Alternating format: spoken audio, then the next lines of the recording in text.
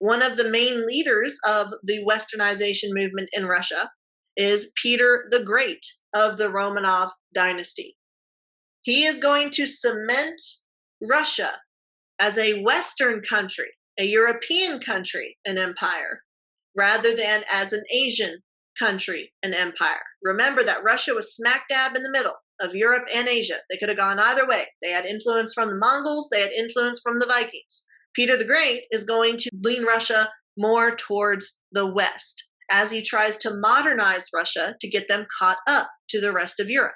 Because remember, while the rest of Europe was going through their Renaissance, Russia was still under Mongol control. So he sees that they are behind, that they're archaic, and he wants to get them caught up to the rest of the modern world. You can even see that in this depiction of him, where he copies Western fashion, including the shaving off of his beard. He is going to get rid of beards in Russia. Y'all may remember Ivan IV had a very long, scraggly beard, and he had very thick clothing and coats because of the weather. Peter the Great is going to say, nah, we need to copy France. We need to copy Europe and become more like them to catch up with the modern world. He even bans beards and says that if you want to wear a beard, you're going to have to pay the government for the right to grow your own facial hair. He institutes something called a beard tax. And then if you show up to his court, there are barbers waiting outside his palace to shave your face before you go in and see him. And if you refuse and you show up in front of him with a beard, he was known to go into fits of rage and literally grab the beard with his bare hands and rip it off of their faces, like a waxing treatment, but incredibly painful and scary, because wearing a beard was seen as going against his absolute rule. He said, beards are no longer cool. We're doing the European thing, clean shaven with a little fancy mustache. So if you don't follow his rules, it's likely that he will punish you for that. So very autocratic, used to being an absolute ruler. Now, in absolutism, we know that the church plays a key role in legitimizing the rule of absolute monarchs. That's because absolutism is characterized by divine right theory. But the church is also characterized by adhering to tradition. So where are they going to fall in terms of westernization? Well, the Russian Orthodox Church is not going to be a big fan of westernization. They want to preserve traditional beliefs and values. Okay, they are going to be against westernization. You have a lot of old believers in the church who promote Russian culture, traditional Russian culture. Okay, this is known as Slavophilism.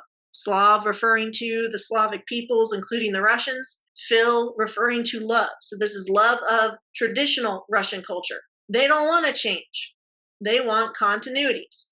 Well, the Tsar wants change. The Tsar wants westernization. And so he and the church are going to butt heads over the church wanting to remain traditional and the Tsar wanting to become modern.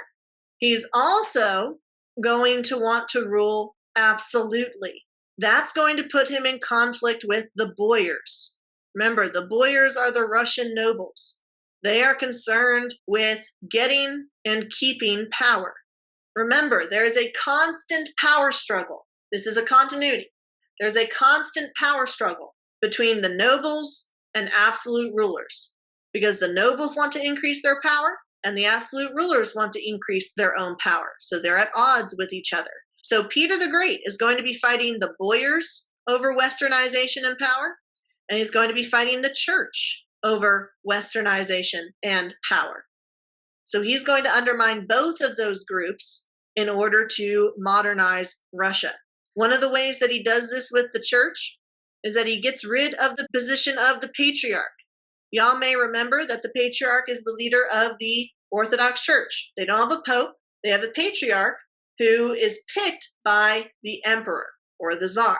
Well, when the patriarch dies, Peter the Great says, I'm not going to pick a new one. I'm going to get rid of the patriarch. And this is going to tick off the old believers because the patriarch typically supported traditional beliefs and values. So what is Peter the Great going to replace the patriarch with? He's going to replace them with the Holy Synod, which is a group, a committee of people handpicked by the Tsar to run the church. And so really the Tsar runs the church through the Holy Synod, because the church becomes a branch of the government that he controls through this committee. And so he is going to increase his power at the expense of the church. He's also going to increase his power by changing the rules of who can join the church as a member of the clergy. He's going to say that if you want to become a monk in the Eastern Orthodox Church, you have to be at least 50 years old. He says before you can become a monk, during your youth when you're young and strong, you should instead be a soldier. You should join the military. If you live long enough, then you can retire and join the church. So this is cutting off recruitment for the church and increasing recruitment for the military, which the Tsar controls, which is going to increase his own power. But the Boyars also make up a large part of the military. So he has to try and decrease their power. He does this by instituting the table of ranks. Before the table of ranks, before Peter the Great, high-ranking members in the military got their high ranks not because they're good at their job, but because they were nobles, because they had a title, because their daddy knew somebody, because they had money that they could throw around. Now, does that make a very strong or effective military? No. If you just give people titles like major and colonel because they simply want the title and because they were born into a noble family, you're not going to be really great at fighting battles. And so in order to decrease the power that nobles have in the military and thus increase his own power, Peter the Great is going to institute the table of ranks. Instead of rising in position based on your social status or your money, instead, this is going to be a meritocracy, where you rise in position or are promoted based on your merits, based on your qualifications, based on how well you can do your job. This is similar to what we saw in China with the civil service exam. Instead of getting a position in the government because your parents are rich, instead you have to take a very difficult exam to make sure you know enough in order to run the government effectively. So he institutes a meritocracy in the military. This decreases the power of the Boyars and increases the power of the Tsar. And this is going to be important because Peter is going to face a military coup that's led by Boyars, known as the Streltsy. So he is very keen to keep an eye on the military to make sure that the nobles can't overthrow him. And that's going to be our next topic of how Peter the Great rose to power in the first place. So Peter had to share his throne with his other siblings. His father had 2 wives and he had 3 children. Okay, so his father had 2 children from his first wife, a daughter and a son. And then he had Peter with his second wife. So Sophia, the daughter, and the brother from the first wife inherit the throne after Peter's dad dies. Now, Peter's older brother, his half-brother, wasn't all there. He wasn't very mentally competent. And so Sophia, his sister, is going to manipulate the brother. She's going to control the brother so that she can rule through him. Because as a woman in traditional Russia, she didn't have a lot of power. So she uses her older brother to rule in his stead. So she's sharing power with the older brother. But then the older brother dies. Now it's Peter's time to rule. And Sophia can't control Peter the same way she controlled her full brother. So she tries to get rid of her half-brother.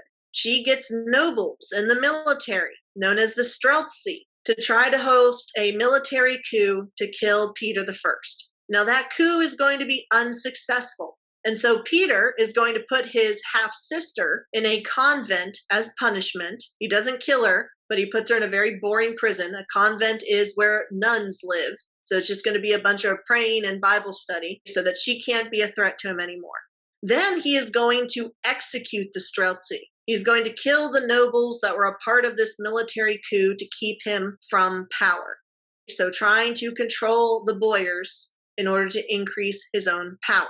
And he is going to rule until 1725. During his rule, he is going to visit Europe, and he's going to spend a year touring around Europe and taking in all of the information and the modernization that they have to offer. Now, he goes in disguise, like he doesn't tell people, I'm the Tsar of Russia. He's just like, oh, I'm Pedro from blah, blah, blah, blah, blah. But everyone knows it's him. The dude is 7 feet tall. So there's no disguise that's going to be able to fool people into thinking he's anything other than the Russian Tsar. But he goes touring around Europe, learning about shipyards and how to build ships, learning about dentistry, learning about different scientific branches, learning about, Enlightenment ideals. And he takes all this information back to Russia, and he tries to force it through Russia to get Russia caught up to the rest of Europe. And he's going to succeed in that westernization.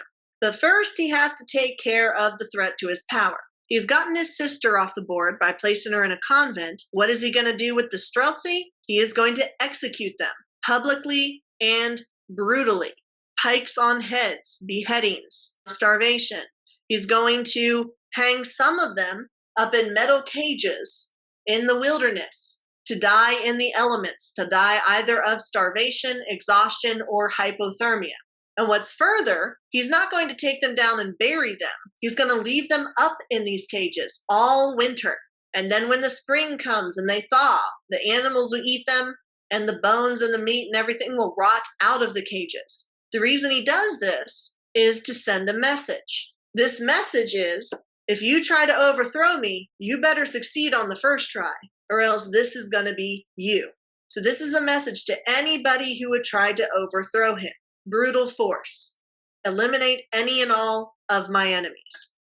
So with this policy of westernization, he is going to try to copy Western Europe as much as possible. That includes culturally, in terms of dress and appearance. He's going to change the fashion of Russia to mirror that of France in particular, because France is in the middle of its golden age under Louis XIV. Also by banning beards, with the exception of a beard tax. So if you pay the tax, you're allowed to grow your facial hair. But if you are presented to the Tsar, you better not have any facial hair other than a fashionable French mustache, or he will rip it out of your face. He broke church control by replacing the patriarch with the Holy Synod, thus making the church a part of the government, a branch of the government that he controlled.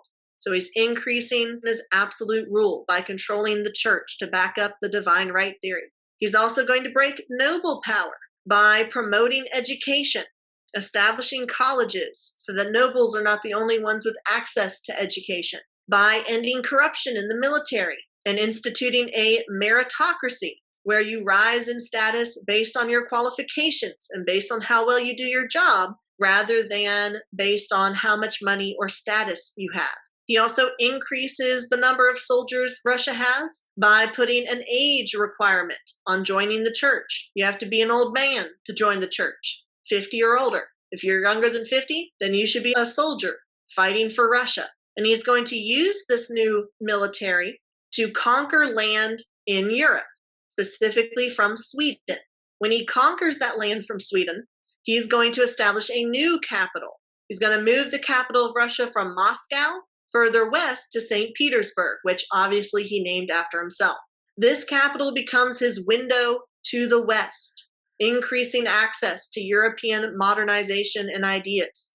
It also gives him access to a warm water port on the Baltic Sea, which, remember, is a continuity in Russian history.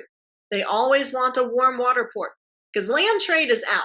Yes, Russia has access to the Silk Road and all this land trade, but maritime trade is what's popping. Well, you can't trade if your ships are all frozen in place in ice during the winter. So you need a warm water port if you're going to trade throughout the year. So in the Great Northern War, he is going to spend 20 years fighting Sweden so he can get this warm water port. In terms of women's rights, he's going to notice that women act differently in Europe compared to Russia. Remember, Russia was very conservative and traditional. Women could be forced into marriages. Women wore veils, dating back to heritage from Mesopotamia and Asian influences. And women could not interact with men outside of their family. When Peter comes back from Europe and westernizes Russia, he's going to outlaw forced marriages. He's going to make women able to go in public without veils. And now women can interact with men outside of their family. Because when he goes to Versailles in France, he sees women dancing with men, playing cards with men, eating with men, talking with men outside of their family. And remember, he wants Russia to be more like France in particular And so he's going to bring those changes back. So women's rights are going to increase in Russia during this time. The population is also going to increase due to the Columbian Exchange, the arrival of potatoes. Where did potatoes originate? Where'd they come from? The New World. Once they come from the New World, they're going to become very popular in Europe, leading to a population boom, including in Russia. Remember, potatoes could be buried underground to grow. So the cold winter of Russia doesn't affect potatoes as much. It means that there's more land that's suitable for farming due to this new crop. You also get the new manufactured good of vodka from the distillation of potatoes. And that's going to be a very popular alcoholic drink in Russia. So even the Columbian Exchange has a huge effect on Russia, even though Russia was not colonizing in the Columbian Exchange. Plus, a bigger population means more soldiers for your military, which is going to contribute to the expansion of Russia as it continues to grow in size. So here's a political cartoon depicting Peter the Great, Peter the First, cutting off the beards of his nobles. So if they're wearing a beard, then that indicates that they are a part of the old believers. Remember that the old believers rejected westernization. And so Peter the Great tried to force through westernization, tried to undermine the old believers in the traditional Russian Orthodox Church through the elimination of the patriarch position and the institution of the Holy Synod, bringing religion under his power, bringing the military under his power, so he could rule absolutely. Remember that in building the military, he instituted the table of ranks, increasing people's position in the military based on how good they were at their job. So instead of getting a position based on who your daddy is or how much money as a noble, now you have to actually work for that higher status. The effect of this is that it's going to lower the power of the Boyars and thus increase the power of the Tsar. There is a constant power struggle between these two groups, the nobles and absolute monarchs. I cannot emphasize that enough. So now, instead of a military that's focused on corruption and only fulfilling the basic necessities of your contract, now people are going to go above and beyond because there's a reward for going above and beyond and being good at your job. Similarity to Genghis Khan influence from the Mongols? Yes. Genghis Khan tightly controlled the military and how it was regimented in order to break up tribal ties so that the military would be loyal to him instead of loyal to their tribe. So yeah, you could see influence from the Mongols in this table of ranks, or you could compare it to the civil service exam in China, because instead of promoting people in the government based on who their parents were, in China, you had to pass this very difficult exam based on Confucianist thought in order to get those cushy jobs in the government, making the scholar gentry higher in status than the nobility in China. Now, even though Peter the Great does all of this cool stuff, he's not going to be perfect, right? Like Ivan the Fourth, Ivan the Terrible, he is going to have a bad side and a big temper. He's very crude. He's very violent. He would rip the beards off of people's faces for disrespecting him. If you mentioned to him, oh yeah, my tooth hurts, blah, blah, blah, he would sit you down, force your mouth open, and pull the tooth out himself. Because remember, he studied dentistry in Europe.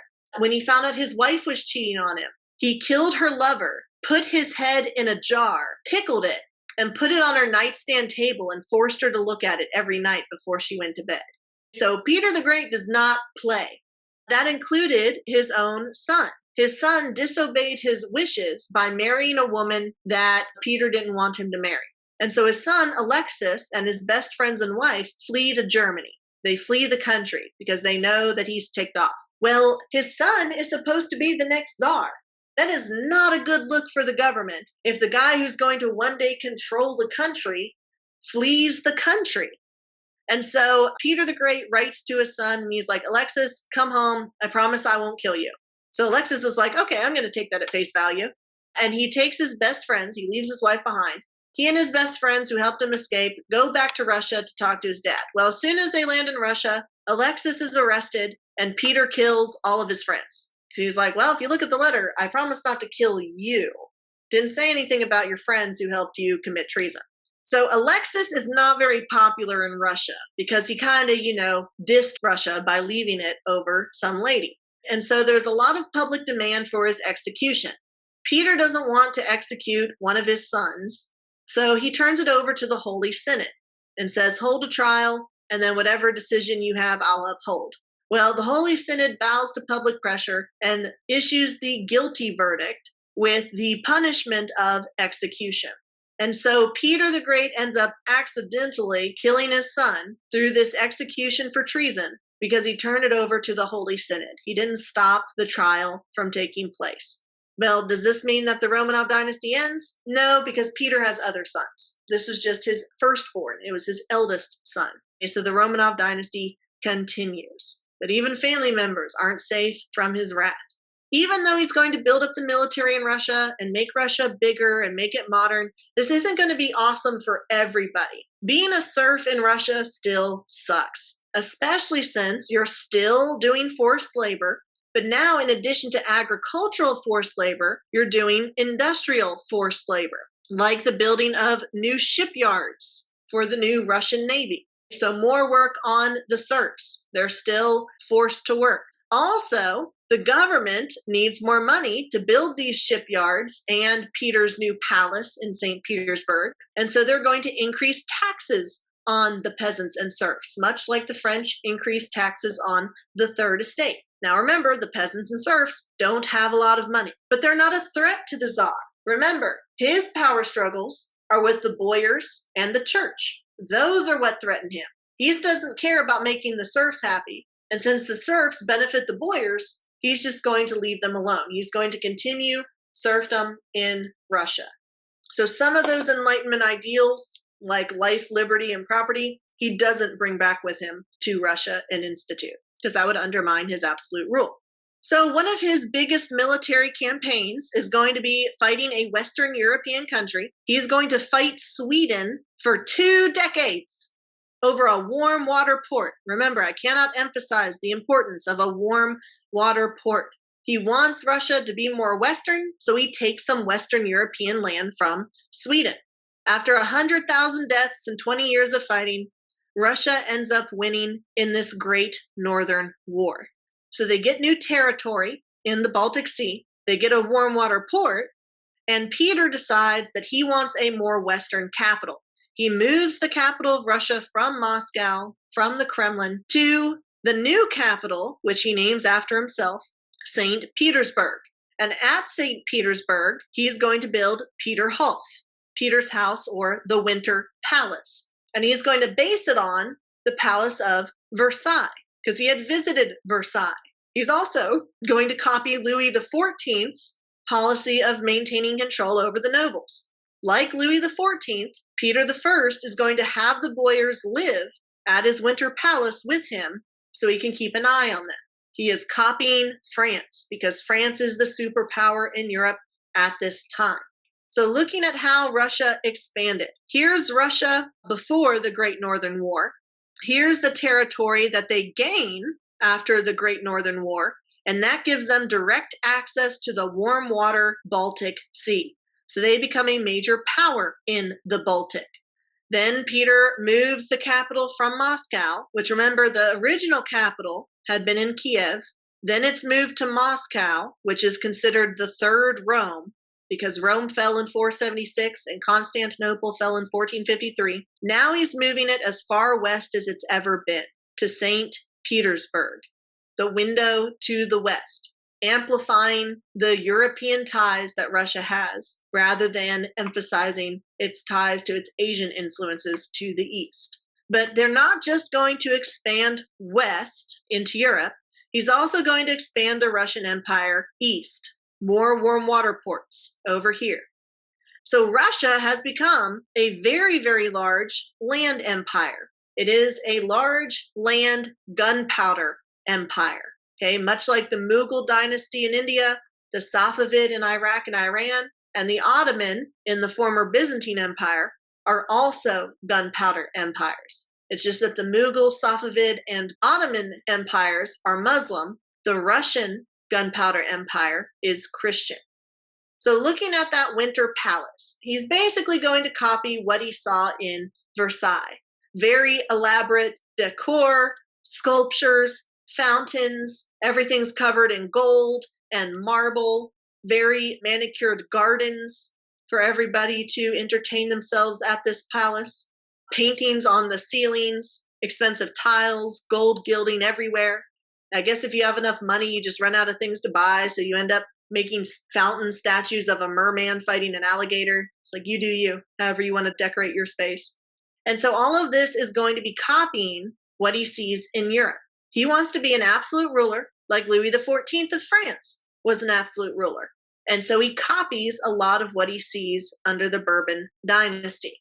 Okay, so what is the legacy of Peter the Great? Well, now Russia is a world power. They are caught up. They are powerful. They're a part of Europe. They have westernized and modernized to catch up with Europe. He has strengthened the military and weakened the nobles through the establishment of a military meritocracy. But not everything is going to be awesome under Peter the Great. Serfdom continues. That's a continuity. It becomes stronger.